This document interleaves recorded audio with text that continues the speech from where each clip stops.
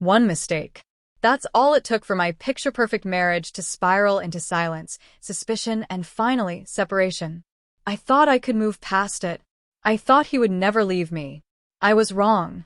This is the story of how I cheated on my husband and watched him become the man of every woman's dreams, just not mine anymore. I'm Erica, 32, and I royally messed up my marriage last year. Now I'm watching my husband transform into this guy who acts like he could do so much better than me. It all started with my friend Amber's bachelorette party in Miami. Girls trip, beach vibes, way too many drinks, you know how it goes. My husband Nate wasn't thrilled about me going, but I told him he was being ridiculous. It's just a girls' weekend, I said. Like, hello? I'm a girl? I'm a grown woman. I don't need permission. The first night was fine, just dinner and drinks at the hotel. But the second night, that's when everything went sideways. We hit this club downtown, and I was feeling myself. New dress, hair done, looking hot. I had a few cocktails, then a few shots, and then, honestly, things get a little blurry. I remember dancing with this guy who had dark hair, and this jawline that reminded me of Nate. In my drunk brain, I actually convinced myself he looked exactly like my husband. Ridiculous, right? But in that moment, with the lights flashing and the music pounding, my alcohol-soaked brain was like, this could totally be Nate. Next thing I know, I'm waking up in some hotel room that wasn't mine with this stranger next to me. Suddenly, when I actually got a good look at him in the daylight, he looked nothing like Nate except maybe the hair color. I freaked out, grabbed my stuff, and bolted. I was completely devastated. I made it back to our hotel, and Tiffany, one of the girls on the trip, spotted me doing the walk of shame. I swore her to secrecy, telling her through tears that I'd made a horrible mistake. She promised not to say anything, and I thought that was that. Back home, I tried to act normal. I smiled more, initiated sex with Nate, and basically tried to overcompensate for my guilt. For a few weeks, I actually thought I'd gotten away with it. I kept telling myself it was a one-time mistake that didn't have to ruin my marriage. Then came that awful day. Nate called me at work and asked me to meet him for lunch. Not like a cute surprise lunch date. His voice was weird, controlled. When I got to the restaurant, one look at his face told me everything. His expression was perfectly blank, but his ears were bright red, his tell when he's furious. I know what happened in Miami, he said, staring at me with these cold eyes I'd never seen before. Tiffany's husband is friends with my colleague. Word got back to me. I completely lost it right there in the restaurant. Sobbing, mascara probably everywhere, blabbering about how drunk I was, how the guy looked just like him, how it was a stupid, horrible mistake. I was throwing everything at the wall, hoping something would stick. The whole "he looked like you" excuse sounded pathetic, even to my own ears. But I was desperate. Nate just watched me melt down with this detached look. When I finally ran out of excuses, he simply stood up, put money on the table, and said, I need some time. Don't call me. He didn't come home for a week. A whole week. I was calling, texting, leaving tearful voicemails. I was terrified he was off finding the guy from the club, or worse, talking to divorce lawyers. I barely ate or slept that week. When he finally came back, he looked different somehow. Calmer, but colder. He sat me down and said, here's how this is going to work if you want to save this marriage. No more drinking. Period. No more girls' trips. Complete transparency with your phone and social media. One slip up, and I'm gone. I agreed immediately. I would have agreed to anything. I was just so relieved he was giving me another chance. I haven't touched alcohol since that day. Became the perfect wife. Cooking, cleaning, whatever he wanted. I thought eventually things would go back to normal. That was a year ago. Things never went back to normal. I started noticing the changes about a month after our reconciliation, if you can call it that. Nate was already attractive. Tall, naturally fit, with this confidence that made heads turn. But suddenly, he kicked everything into overdrive. He doubled his gym time, going from 3 days a week to 6. Started meal prepping these fancy, high-protein lunches. Downloaded meditation apps. Bought a whole new wardrobe that fit his increasingly muscular frame perfectly. At 39, he started looking better than guys in their 20s. At first I thought it was hot, My husband getting even sexier? Yes, please. I figured maybe this was his way of rebuilding his confidence after what I did. I even tried joining him at the gym a few times, but he made it clear this was his thing. That's when I realized something was different. Before, Nate would have been thrilled to have me join him for workouts. Now he seemed annoyed by my presence, like I was intruding on his space. When I tried to be flirty about his new muscles, he'd just say thanks, with barely a smile, and continue whatever he was doing. It wasn't just the physical changes. His entire focus shifted. He started staying later at the office, saying he was working toward a promotion. Weekend brunches with me were replaced with networking events. Our date nights dwindled to maybe once a month, and even then, he seemed distracted. Just working toward our future, he'd say when I complained about his absence, but it felt more like he was working toward his future, and I was no longer a priority in the equation. Then came the social events for work. Suddenly, there were all these happy hours and client dinners that I wasn't invited to. It's just work stuff. You'd be bored, he'd say, coming home late smelling like expensive cologne, and sometimes with a hint of perfume that wasn't mine. When I would question him about these late nights, he'd roll his eyes. I'm networking, Erica. That's how you get ahead. Like I was some idiot who couldn't understand basic career advancement.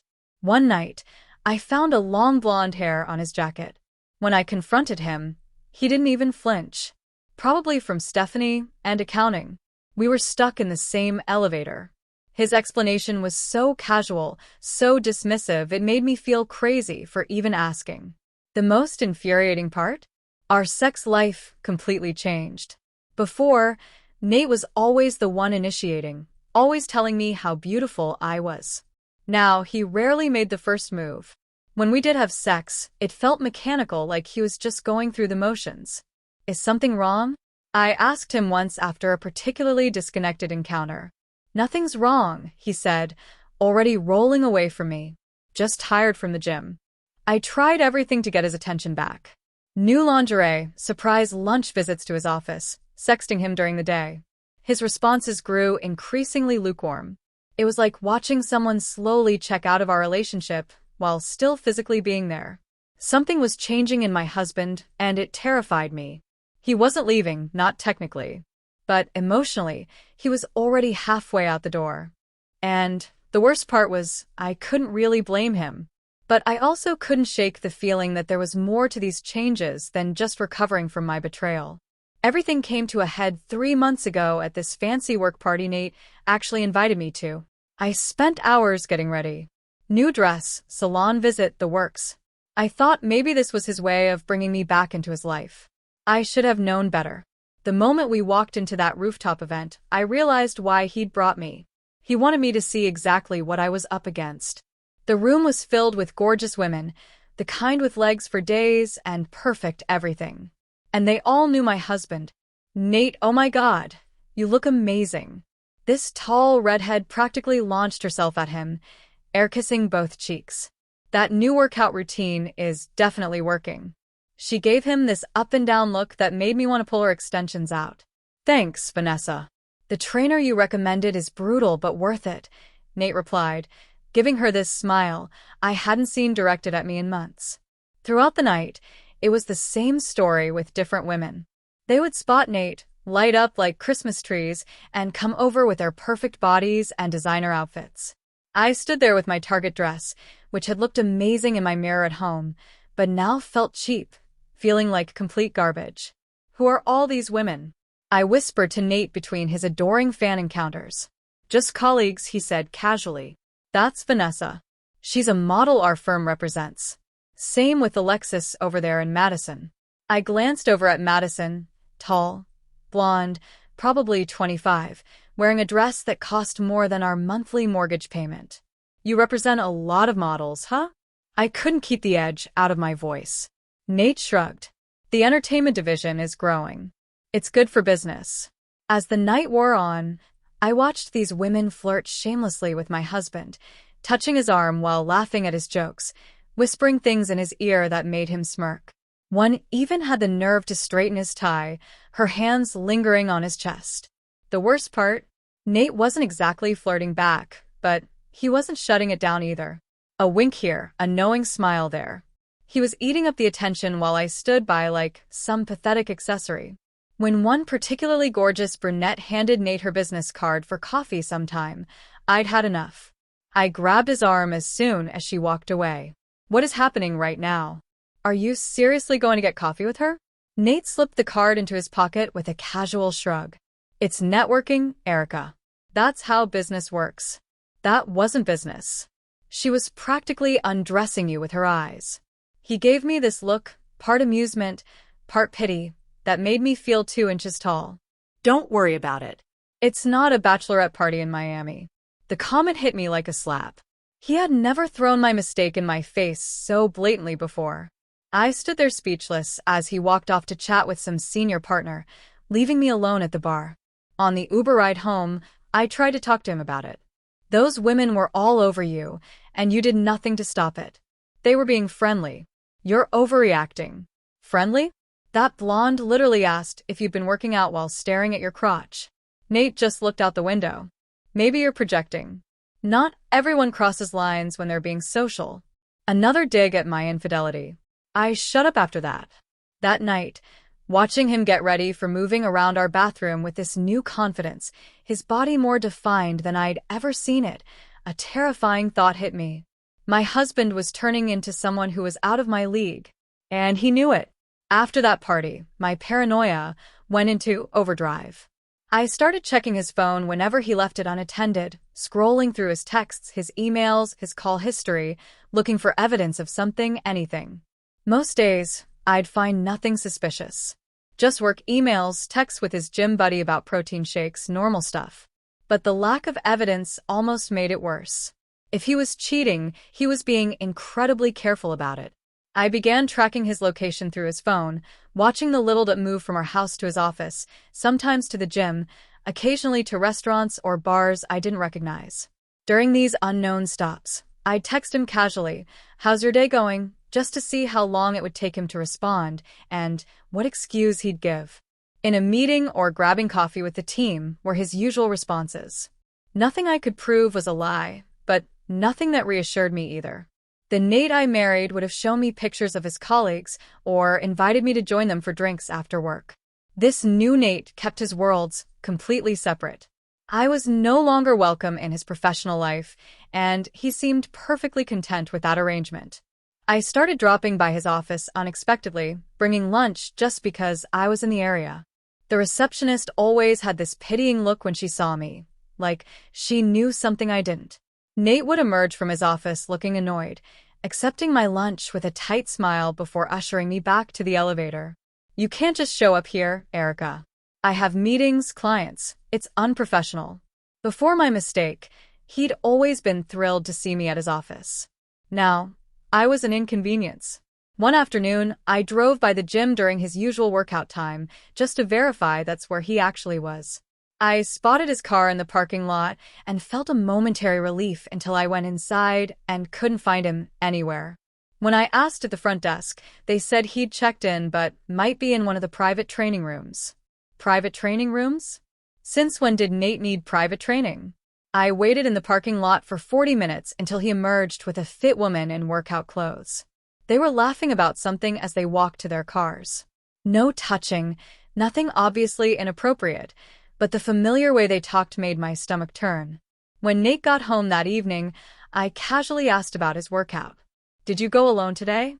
"Yeah, just the usual routine," he said, not looking up from his phone. The lie hung in the air between us.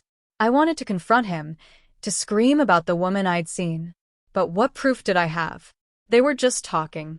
If I accused him of something more, he'd know I was spying on him. So I swallowed my suspicion and said nothing. It wasn't just his potential cheating that was eating at me. It was the way other women looked at him now, at the grocery store, at restaurants, even at church. Female eyes following him, taking in his tall frame, his now chiseled jawline. The confident way he carried himself and the way he looked at me had changed too. There was a clinical quality to his gaze now, like he was constantly evaluating whether I was still worth his time. The man who once couldn't keep his hands off me now seemed to touch me only out of obligation. When he did compliment me, it felt hollow. "You look nice" had replaced "you're beautiful," or I'm the luckiest man alive. His words were technically positive, but lacked any real warmth or desire. One night after he declined my advances for the third time that week, I broke down. Are you punishing me? Is that what this is about? He looked genuinely confused. What are you talking about? This. You're distant. You're cold. You barely touch me anymore. If you haven't forgiven me, just say so. Nate sighed, running a hand through his hair, a new nervous habit he'd developed. I'm not punishing you, Erica. I'm just focused on myself right now, on my career, on my health. Is that so wrong? It is when it feels like you're preparing for a life without me. He didn't deny it. He just looked at me with those unreadable eyes and said, I'm preparing for a better life. Whether you're in it or not is up to you. I'd never felt more terrified in my entire marriage. A few weeks after my parking lot stakeout, I decided enough was enough. If Nate was cheating on me, I deserved to know. If he wasn't, then he needed to stop acting like he was about to trade me in for a newer model. I waited until he was home on a Saturday. He was reading something on his tablet, glasses perched on his nose. Another new addition that somehow made him even more attractive. Damn it. I sat down across from him, heart pounding. We need to talk, I said, using the same serious tone he'd used when confronting me about Miami. He looked up, expression neutral. About whatever's going on with you. The late nights, the private training sessions you lie about. The women from your office who call you after hours. I'd heard him once, taking a call in our backyard around 10 p.m., laughing softly into the phone. Are you having an affair? Because if you are, I deserve to know. Nate removed his glasses slowly, setting them and the tablet aside. For a moment, I thought I saw a flash of the old Nate, the one who was open with me, who shared everything. I'm not having an affair, Erica. Then why are you acting so different? Why do you barely look at me anymore? Why do you lie about who you're with? He sighed, then got up and retrieved his phone. He pulled up his calendar and showed me his schedule for the past month. Training sessions with Alex, the woman I'd seen him with, were clearly marked. So were late meetings, client dinners, everything. Alex is Alexis. She's a certified trainer who specializes in executive fitness programs. My firm subsidizes it. Those late calls, client calls from the West Coast, the networking events, exactly what I said they were. I stared at the evidence, confusion washing over me. But you lied. You said you worked out alone. Because you've been acting like a private investigator for months, checking my phone, following me to the gym, showing up at my office unannounced. It's exhausting, Erica. So sometimes, yes, I give simple answers to avoid the interrogation. He looked tired suddenly, rubbing his hand over his face. Do you realize how draining it is? I'm trying to advance my career, improve myself, move forward from what happened, and meanwhile, you're treating me like I'm the one who cheated. His words hit me like a bucket of cold water. He wasn't wrong. Then why pull away from me? My voice was smaller now. Why all the changes? Nate was quiet for a long moment. When I found out what happened in Miami, something broke in me. Not just trust, something deeper. The way I saw myself, the way I saw us. I realized I'd been complacent, taking our relationship for granted. He gestured to himself. All of this, the fitness, the career focus, the networking, it's not about replacing you. It's about rebuilding myself, finding my worth outside of just being Erica's husband. But you're acting like you don't even want me anymore. I said, tears welling up. I'm trying to want you in a healthy way, he replied, his voice gentle but firm. Before, my whole world revolved around you. That's not sustainable, especially after what happened. I need to value myself enough that if something like Miami ever happened again, I'd have the strength to walk away. His honesty stung worse than any accusation. He wasn't cheating. He was preparing himself emotionally to leave me if necessary. So what happens now? I asked, afraid of the answer. That depends, he said. Can you accept that I'm not the same person I was before? That our relationship can't go back to how it was? What does that even mean? It means I need space to grow. It means I'm not going to prioritize your feelings over my well-being anymore. It means you need to deal with your insecurity without making it my problem. I felt like he'd slapped me. So, I just have to accept you flirting with models and coming home late, and treating me like an afterthought? I don't flirt with them. I network. There's a difference. He shook his head. And this right here is exactly the problem. You can't see past your jealousy to understand what I'm trying to build for us. For us or for you, I challenged. At this point, I'm not sure there's a difference, he said quietly.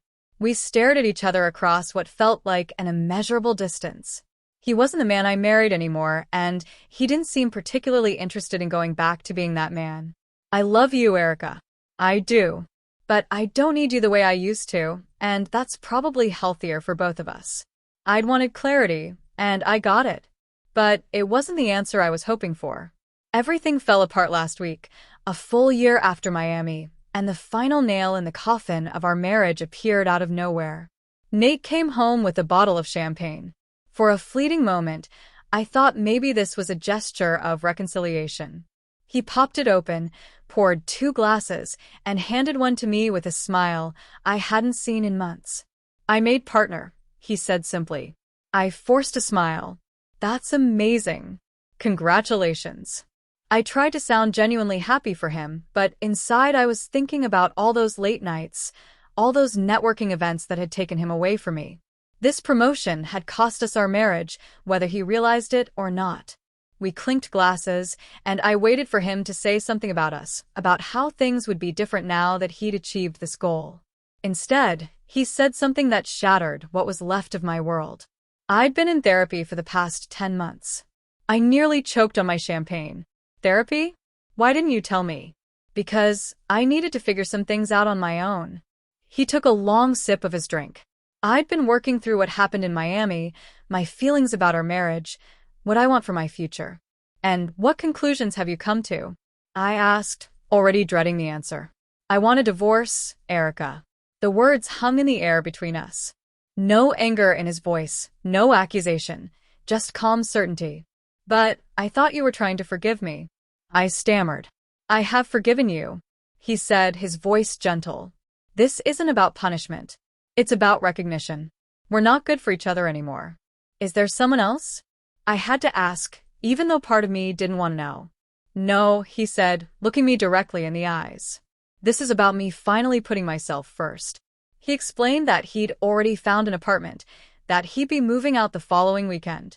Everything was arranged, lawyers, finances, even who would get which furniture. He'd been planning this for months, while I was busy checking his phone and following him to the gym. What about everything we've built together? I pleaded. 3 years of marriage just gone? Nate gave me a sad smile. What exactly have we built, Erica? A relationship where you cheated within the first year? Where I've spent the last 12 months trying to rebuild my self-worth? Where you've been more focused on catching me doing something wrong than on fixing what you broke? I had no answer for that.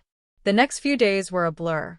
Nate packed methodically, taking only what he needed. No arguments over possessions, no dramatic scenes, just the quiet dismantling of our life together. On his last day in our house, I made one final desperate attempt. Please don't do this. We can go to therapy together. I can change. He paused, suitcase in hand. You know what my therapist helped me realize? That I deserve someone who wouldn't have cheated in the first place. Someone who values faithfulness the same way I do. It was one mistake, I cried. A mistake is forgetting to pay a bill or burning dinner. You made a series of choices, Erica. You chose to drink too much. You chose to dance with that guy. You chose to go to his hotel. And after, you chose to lie about it until you were caught. He wasn't angry as he said this. That would have been easier to handle. He was just clear, like he was finally seeing our relationship for what it really was. I wish you the best. I really do, he said. And I could tell he meant it. But we're done. I watched through our front window as he loaded the last of his things into his car. He looked lighter, somehow unburdened. The man who drove away wasn't the same one I'd married 3 years ago. He was stronger, more confident, completely self-possessed. That night, scrolling mindlessly through social media to distract myself from the silence of my empty house, I saw a post from Vanessa, the redhead from the party. A group photo at some rooftop bar downtown. And there was Nate in the background, smiling with a glass in his hand, surrounded by his colleagues celebrating his promotion. He looked happy. Genuinely, effortlessly happy. Without me. 2 days later, my friend sent me a listing for a condo that had just gone on the market. Isn't this the building Nate wanted to buy in last year? The one you said was too expensive? Sure enough, there was Nate's name on the purchase record. He'd bought a place in the luxury building he'd shown me months ago, the one I'd dismissed as unnecessarily fancy. He'd been planning this move, this new life, right under my nose. The irony isn't lost on me. A year ago, I thought I could have a wild night in Miami with no consequences. I thought my husband would always be there, always adoring me, always putting me first. Now he's gone, living his best life in a fancy condo, making partner, looking better than ever. And I'm still here, in the house we bought together, alone with the consequences of my actions. Sometimes I wonder if he orchestrated this whole thing, the glow-up, the career advancement, all of it, just to show me exactly what I threw away that night in Miami. But I know that gives me too much credit in his story. The truth is, I'm not the main character in his life anymore. He's moved on to a new chapter, one where he's the hero of his own story, not just a supporting character in mine. And me? I'm still stuck in the aftermath of my mistake, finally understanding what it means to watch someone become completely out of your league.